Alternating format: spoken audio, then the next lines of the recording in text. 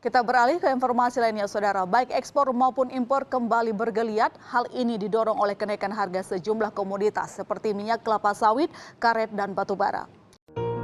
Merkantilisme merupakan sistem ekonomi yang bertujuan untuk melakukan aktivitas ekspor sebanyak mungkin demi mendapatkan emas atau logam mulia. Dalam sistem merkantilisme, negara berusaha untuk mengoptimalkan aktivitas perdagangan dalam rangka mendapatkan keuntungan yang melimpah.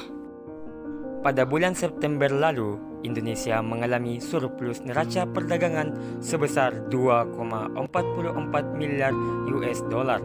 Hal ini disebabkan kenaikan sejumlah harga komoditas seperti minyak kelapa sawit, batu bara, dan karet. Konsep ekonomi merkantilisme merupakan kebijakan yang dominan melalui campur tangan pemerintah yang sifatnya menguntungkan neraca perdagangan luar negeri. Konsep ini berpandangan bahwa jika suatu negara ingin maju, haruslah menjalin kerjasama dengan negara lain dalam sektor perdagangan.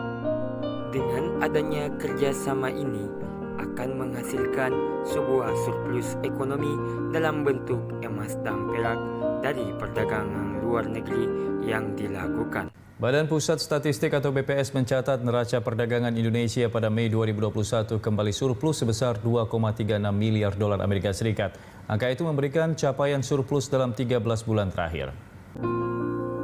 Kepala BPS Suharyanto menyampaikan surplus neraca dagang pada Mei diperoleh dari capaian ekspor sebesar 16,6 miliar dolar Amerika Serikat dan impor 14,23 miliar dolar Amerika Serikat. Meski keduanya masing-masing mengalami penurunan dari April 2020, surplus masih diperoleh.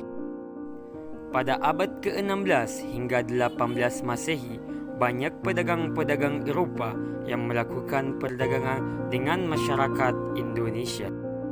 Indonesia merupakan penghasil komoditas rempah-rempah yang sangat dicari pasar internasional. Sistem merkantilisme mulai berlaku pada abad ke-15 hingga 18 Masehi. Negara-negara Eropa yang menganut sistem ini diantaranya Portugis, Belanda, Spanyol, Inggris, dan Prancis. Pada perkembangannya, sistem merkantilisme dijadikan sebagai salah satu pendorong bagi bangsa Eropa untuk melakukan eksplorasi, dan kolonialisasi di berbagai belahan dunia. Merkantilisme mendorong adanya kolonialisme dan imperialisme bangsa Eropa di Indonesia.